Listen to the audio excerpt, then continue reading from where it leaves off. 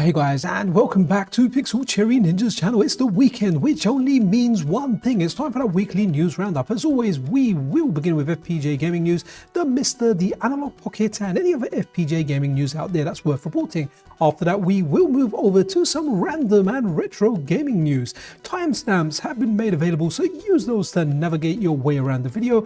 And if you're not subscribed to the channel, then a subscription and a like is super duper appreciated, as is turning on those notification bells. It really does help out. If you wish to support the channel further, guess what? I do have a Patreon. Also consider becoming a channel member. Now let's check out the sponsor of the weekly news show, Zapper. Guys, not is it just NFC, but this is launching as a store that will represent and help indie developers. So if you're an indie developer out there and you are looking for a platform to sell your game, get in touch with Zapper. And finally guys, check out London's best arcade, Free Play City. Anyway, let's see Wagwan with the news.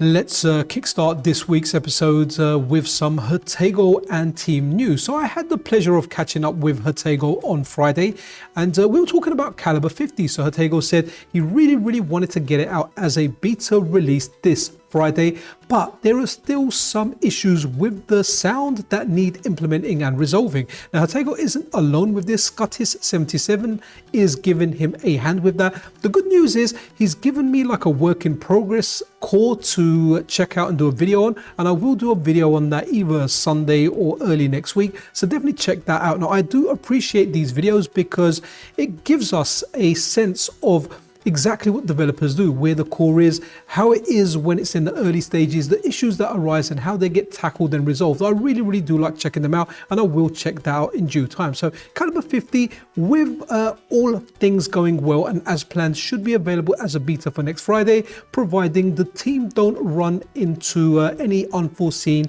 circumstances or new issues with the hardware. Really looking forward to this. I like the fact that Jotego's showing off that rotary arcade stick. It'll be a great way to play it, same way you would play something like a Caria Warriors, Guerrilla War, which is the follow-on, Heavy Barrel. So there's a few games, Midnight Resistance, they really do add a nice layer here. Now, as well as that, I kind of spoke to Jotego about the NEO-GEO Pocket Color Core. Now the team are still working. They have a dedicated member of the team whose job is doing nothing but working on implementing save sport for the save support. It sounded like save sports, not sport, save support for the NEO-GEO Pocket and the NEO-GEO Pocket Color. So hopefully that will come to fruition soon, and we can be enjoying that as well. But I'm really looking forward to Calibre 50. I will test out the work in progress over the weekend.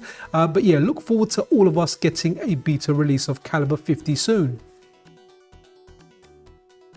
I absolutely love AmigaVision. I have it on both my MiSTer and on my Analogue Pocket, and it is really the best way you can experience the Commodore Amiga. Just very well put together. So naturally I get a little bit excited when I see AmigaVision on their Blue Sky account say, are we cooking up something big for the next release of AmigaVision? Absolutely. Links to 2500 Amiga game manuals via QR codes in the launcher incoming, and that's not even 1/3 of what's about to happen.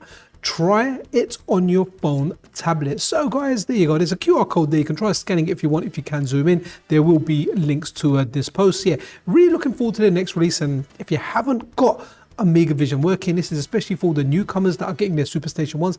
Get AmigaVision on your SuperStation One. Get it on your Analogue Pocket. It is superb. So really looking forward to what these guys come out with next. So let's check this out from Anton Gell, the Tin Star, running on the soon to be released updated Taito SJ core. Almost all Taito SJ games are now supported, with the exception of Kickstart Wheelie King. Guys, absolutely amazing.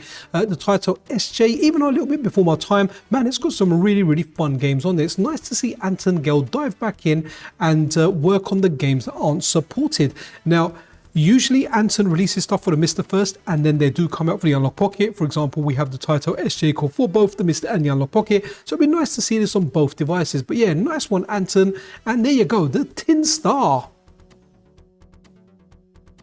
And absolutely banging news. Now recently, or at least over the past year, for example, the PlayStation Core has been receiving updates in the form of unstable nightlies and test builds, and it's been fun testing those out. I mean, the fixes, the improvements have been very specific, including like fixes for individual games. What's really cool now is a lot of you guys that don't dabble in the world of unstable, you like to run update tool. Well, the update tool core has now received an update. Now going over to the MiSTer FPGA forums, we can see over here, so the PlayStation FPGA Zoom Spaz, that's Robert Pape, the main developer of the core, add CPU exception breakpoint functionality. And then the next one we've got is track save state slot status and allow loading only valid states slots. QBert, who's been doing lots and lots of work on this and improvements to lots of games, including Parodius Star Deluxe Pack, Crime Crackers. I tried running that. That was a text-heavy Japanese game, at least when I tried it. Then this one here, Jukia Powerful Pro Yaku95. That's a baseball game. So some of these were having, like you can see here, freezes. The in-game music was a little bit off. Something like Dave Mirror and Thrasher, long stutter during gameplay. That has now also been resolved. Then we've got Miru Muru PlayStation Volume 1 Disc 2, broken graphics fix. So that's essentially like a demo disc. I ran it in the dedicated video, sorry, I had on the channel, and yeah, there you go. So you can see like a demo disc in here, watching a video of Rise of the Robots 2. Don't ask me why, but stuff like that has been fixed now. Absolutely amazing work from both Robert Pape and QBert, as well as that Parasite Eve 2 and Vigilante 8 Second Effect Offense. The fixes have been implemented. Any issues that those games had have now been resolved. So amazing work. Just make sure if you haven't run up their tool, you run up their tool and you will grab the latest and the greatest PlayStation Core currently available. And I can even confirm at the time of shooting this video, there has not been another follow-up unstable out. So getting the version via up their tool will get you the latest version of the PlayStation Core. And guys, it's fantastic. I just love the fact that all these little individual issues are getting fine-tuned and tweaked. So good work, QBert and Robert Pape. Cast your mind back to September the 29th, where Taki Uron showed this front end known as console mode running on SuperStation One. Taki said he'll release it first to customers of the SuperStation One, but then it will go out in the wild for anyone with a MiSTer FPGA to use. So what's really cool over here, it's now available for beta testing. Now I have my SuperStation One, guys. I can tell you it is a brilliant device. It is faultless. It is as good as any of my DE10 Nanos. Absolutely amazing device. I've been testing it and I am going to be doing more testing. And hopefully later today, I've got a planned live stream testing out the Nintendo 64 cores, not just the core, but the normal core, the turbo core, the super turbo core, the super duper turbo core, right? We're going to overclock it. We're going to test lots of stuff. It's a brilliant device. So what's cool over here, the beta testing. If you want to get involved now, currently it's only available if you either are a Mr. Pi customer or you've got a SuperStation One, or you've got SuperStation One on order and you have a different MiSTer to test this on. If you want to get involved in the open beta testing, you can go to Taki Uron's Discord server and apply in order to test this. So it looks like this is moving forward. There's lots and lots of people testing it. I really cannot wait for this to be made available. Naturally, I'll do a video, a dedicated video once this is available, showing you guys exactly how this runs, but it does look really good. For the record, guys, I actually really like the minimal way that I run the MiSTer. That's just coming from emulation and messing around with all these front ends, but I do like choices and I do like how this looks, and yes, I will definitely like to test it. I mean, I've got 4 different MiSTer FPGAs, so it'd be worth having at least this on one of them. But yeah, either way, good way. Not shipping with the SuperStation One yet, but it is being worked on with beta being tested right now. The MiSTer FPGA project, a project built on open source and collaboration. It is just freaking amazing. So Pirko here, the developer behind the QBert core. Now QBert is something that I played on, I don't think it was the Atari 2600, I think it was the Atari 400, the one with a touch, instead of like proper keys, it had like touch style keys on there, right? That's all I remember. I remember playing this. My cousin had a cartridge that he could stick in the Atari 400. I remember playing this. I did like it, but I never like bashed this game or played it like crazy. I know it's available for MiSTer, and I know like there's some swearing in here and it's just random sounds. Very interesting actually reading up facts on this game. So Pirko over here says, this is so cool, thank you. And he's thanking this guy down here, which is Is that how you say it? Okay, I probably butchered that name, but yeah, PMA XSD, I don't know how that reads, right? But if we go over and have a look at that, they're saying after 6 years, finally QBert is getting the # and star exclamation mark, which is supposed to cover up some swear words. Speech on Mr. FPGA, full IIR filter bank, DDS oscillator, glissando venter agnostic, VHDL, GHDL test bench included, PR already open. And there you go, Pirko says fantastic merge. So anyone testing out QBert there, let me know what you think, let me know what the improvements are. I really don't know this game well enough to even know what the heck any of these guys are really properly talking about. But yeah, if you're a QBert fan, there's an update to it, check it out. There is no stopping this guy. Rodimus FVC has, well, made his latest game available. And this one here is called Vastar, which is unusual because it's like a Tate vertical screen looking game, but you fly across horizontally, not vertically. Vastar, it's decent, it's difficult. And this video here was a work in progress. I think he may have updated it, but you can grab this via Rodimus FVC's GitHub and try it out for yourself. If not, you can wait a bit and it will be merged with MiSTer Development, and you will be able to get this via update. So really interested if you were around in the arcades when this was current. Whenever I always say that whenever I do a video, because I was not around for this, and I love hearing stories of the era in the arcade that I was not around for, and you guys telling me, yeah, this game was jamming, we used to play it back then. But yeah, Rodimus is on fire. The guy's just developing so much, just major output for all of these early 80 games, and the latest one is Vastar. So this is very amazing. This is something that I've had my eye on for some time. I remember Rob Smith Dev, guys, definitely check out his YouTube channel, naturally all links provided.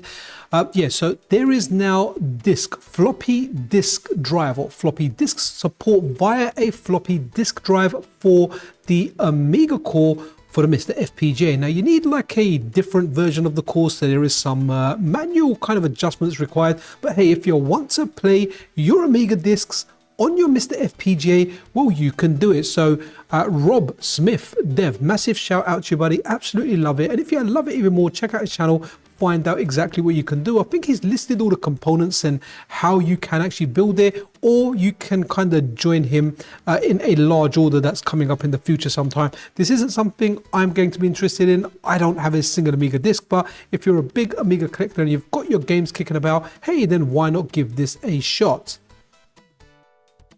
So in regards to like unstable nightlies and test builds, we've not had a massive amount this week. There's been a few updates to the MiSTer operating system, so you can grab the latest one from the MiSTer FPGA Discord server. And guess what? We were talking about QBert, and there you go, it's a new message. You can see the red line there. The arcade QBert, there's an unstable build available. So any like old school QBert fans, you might want to check that out before that gets implemented into the main. So you can grab it via update tool. If you're QBert fans, go check this out for sure. And I think under test builds from Alan SWX, I think that's LLGS, which is an Apple computer. Again, there's a test build, an updated test build available for that now.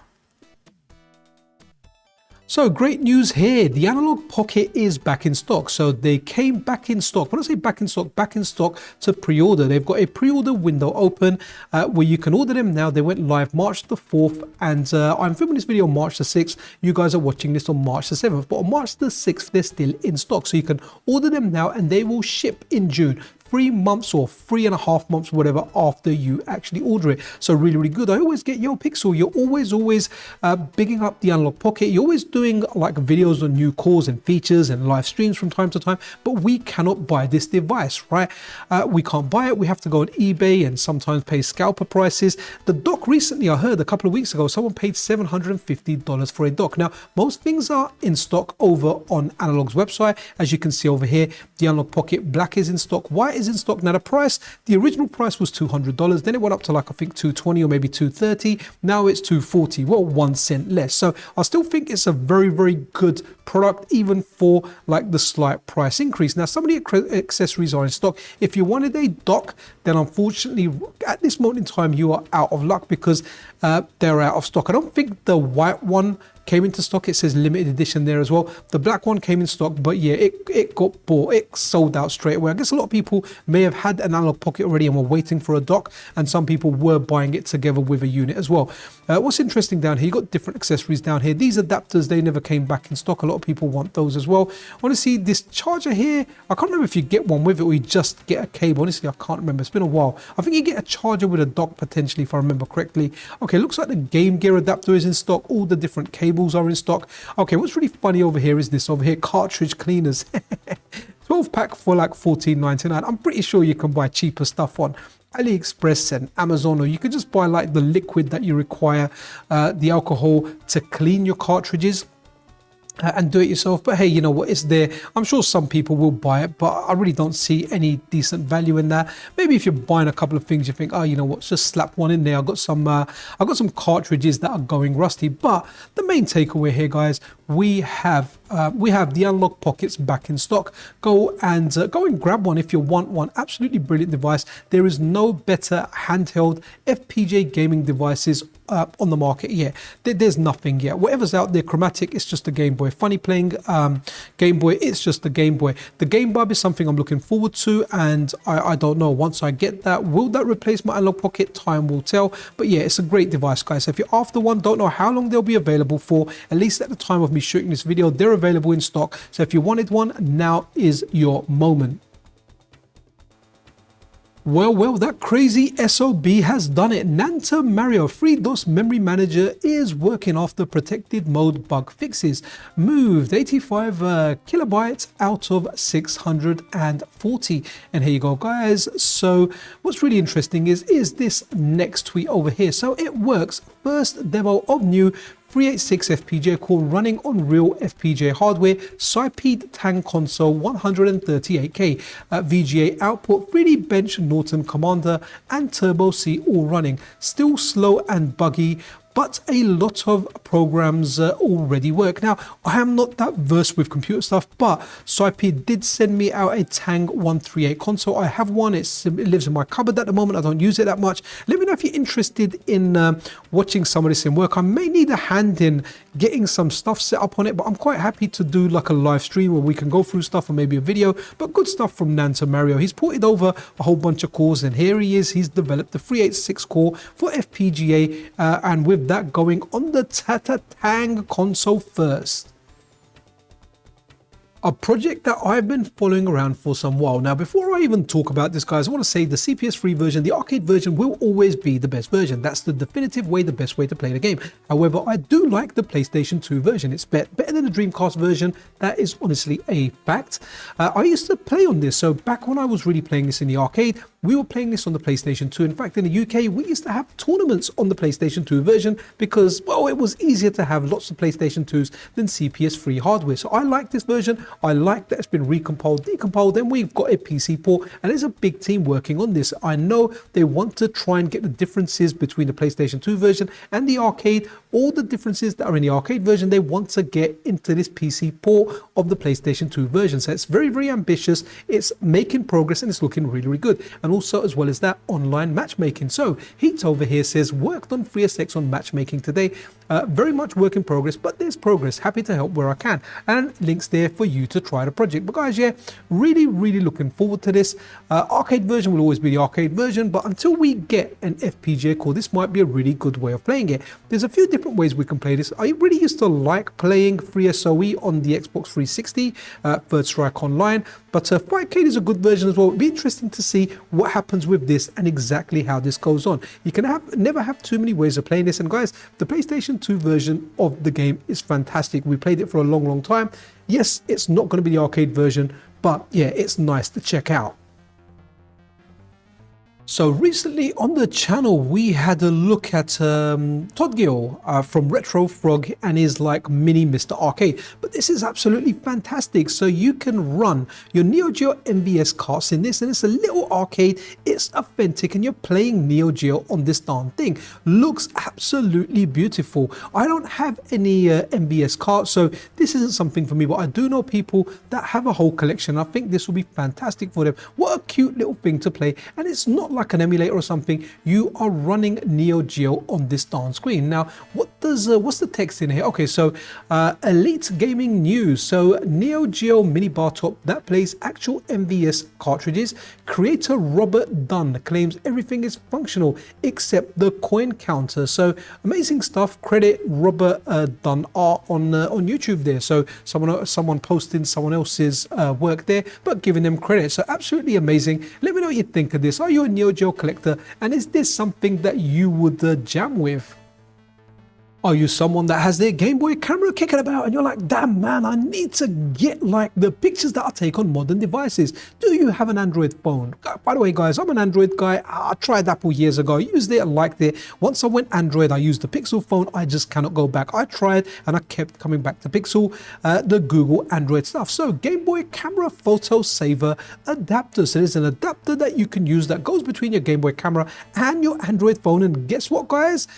You're saving your Game Boy pictures on your phone, which means you can use them pretty much anywhere. Really, really good functionality. Do freaking like it over there. And there's diagrams down there of exactly how you can make it. Love the era of retro gaming we're living in and how we're merging modern technology to get access to some of our retro devices like the Game Boy Camera. Very, very excited about this. I kind of regret not having a Game Boy Camera. I had one like ages ago. I don't know where it went. I think like some of my little cousins took it. Maybe I'll pick one up. I like the style of photos you take with that, and who knows, maybe I can do a live stream with one connected with that camera. Amazing. But yeah, guys, this is really, really cool. All I wanna do is dream. Okay, I really cannot sing. Please do not unsubscribe for that. That was just a joke. But you know what's not a joke is Aaron Giles, man. He's just updated the DREAMM emulator to version 4.0, which runs even more games now. And over here he says, look, happy to announce that DREAMM 4.0 is now available for Windows, Mac OS and Linux. Now with support for all Lucas family games released prior to 2000 on DOS, Windows and FM towns, including all 8 Lucas Learning games. Network Play is also now supported, but that is experimental. So here you go, guys. If you want to play these games, you want to play some of those point and click adventures, the different kind of Star Wars games, there's a whole bunch of games that you can play. You might want to check this out. So absolutely amazing from Aaron Giles. This is something I've covered on the channel on the weekly news videos before, and it's amazing to see this still getting updates. So something interesting here. Recently on the channel I did a video where we spoke about the engine, the game engine that's available for the Nintendo 64. Well, the person behind Unity, this engine over here, they emailed me and they said, yo Pixel, we watched your video on the N64 engine. We think you may be interested in this. And I was like, yes, it's very interesting. So let me add it to the weekly news video. So it's a PSP, PS3 and PS Vita game engine. So there's a GitHub available for it. Maybe you want to check it out. Maybe you want to develop games, and yeah man, I really do like the PSP and the PS Vita. So good stuff there. Love seeing these engines and love seeing what becomes. So darn it, this is big news, guys, or breaking news in this case. So the reason the PlayStation existed is because Nintendo and Sony collaborated, and I think Nintendo pulled out, if I remember correctly, and Sony went, well, you know what, damn you, we're gonna go ahead with it, and there you go, the birth of the Sony PlayStation. So over here, National Video Game Museum, they're saying breaking, the NVM has acquired the mythical Nintendo PlayStation. This Sony MSF1 is the oldest known existing Nintendo PlayStation hardware artifact and is the original development system for Sony's planned Super Nintendo CD attachment. It is the only known unit to exist.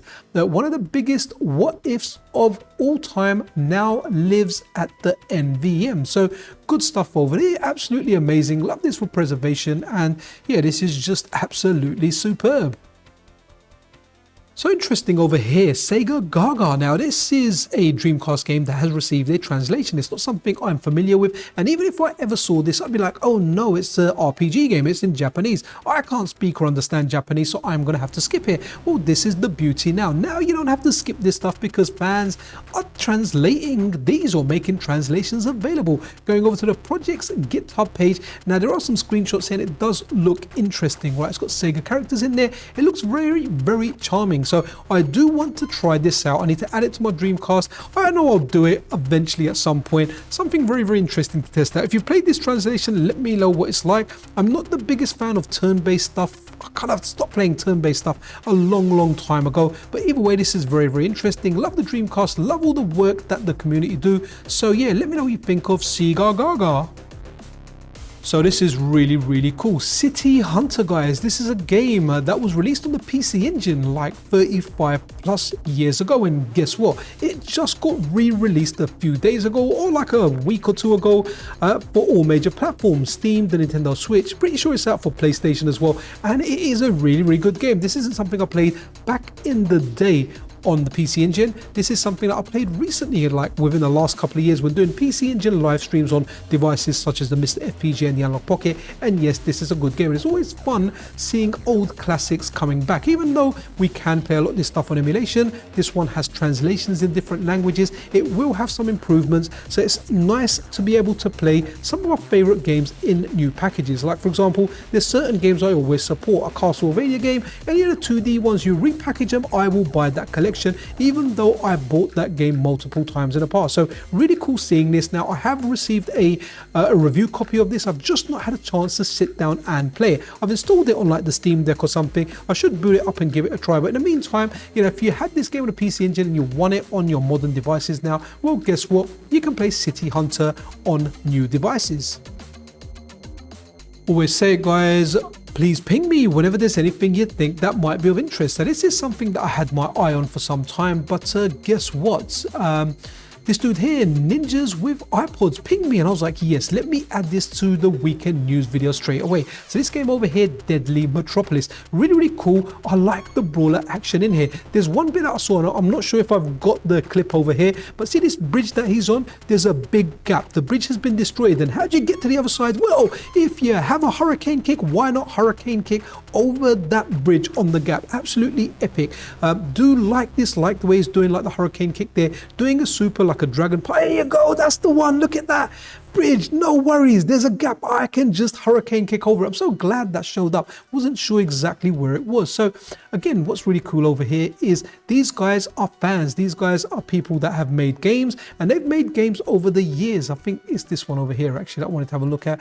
Oh, so they've made, look, Open BOR 2016 to 2018. So this is something that, an idea that they've had, and they've started making it better and better over the years. Now you can wish list this on Steam. I think there's a Kickstarter launching for this as well if it hasn't launched already. Just want to say, guys, when you do go after anything that's a Kickstarter, then okay, so from Beats of Rage to Game Maker. So yeah, going back to that Kickstarter thing, guys, just remember, guys, Kickstarters do carry an element of risk, and you can back something and you can lose your money on that. You know, I don't know if that's going to be the case with this game or not, but there's always a chance there. So anytime whenever anyone's backing a Kickstarter, I always say do your due diligence and always back something and have in your mind that you may lose that thing. So that's the kind of disclaimer out of the way there. But this looks really interesting. It looks like a game made from fans, because these guys have been creating this on different engines for some time, and now it looks like they're going into Unity, and they've been working on it, wow, from 2021 to 2025, I guess now into 2026. So it looks interesting, something that I might well be playing. I do like my brawlers, and I do like checking them out, and just the fact you can hurricane kick over a damaged bridge to kind of get over that gap, well, that's bloody amazing. So really amazing over here. This is Castlevania Order of Shadows Golden Belmont. So this is based on a lost Java game, and it's been reimagined as a Game Boy Color ROM. And this is done by Hervieux. You may know that name. This guy has brought over quite a number of games to the Game Boy. Absolutely amazing seeing this. So how does it describe the game? Well, we check it in a second after we look at some screenshots. Looks really good. And I think this is a Metroidvania, so there might be some looking around, or is it a Classicvania? Let's read the description and find out for sure.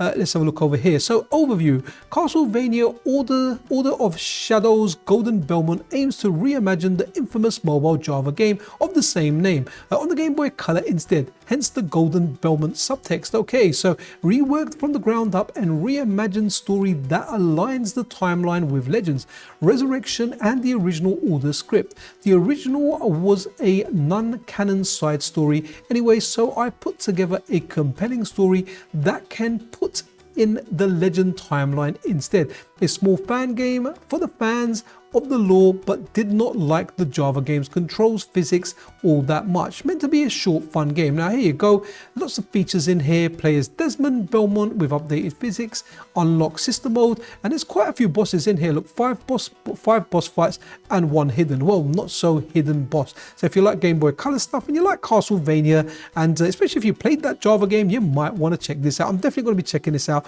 later as soon as I get a bit of time.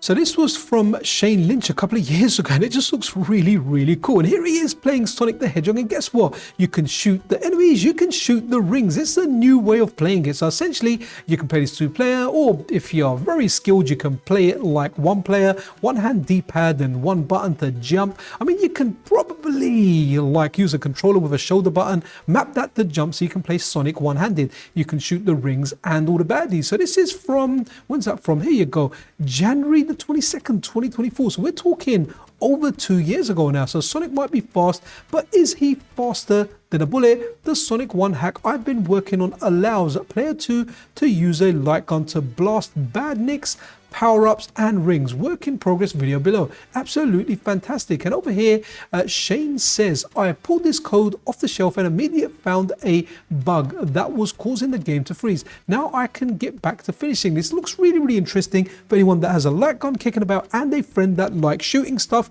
while you're playing Sonic. So guys, that about wraps it up for this week's episode. I really do hope you enjoyed it. If you did, then a subscription and a like is always super duper appreciated. Be freaking awesome to one another. I'll see you guys around during the week and whatnot. This is Pixel Cherry Ninja, and it looks like that building out.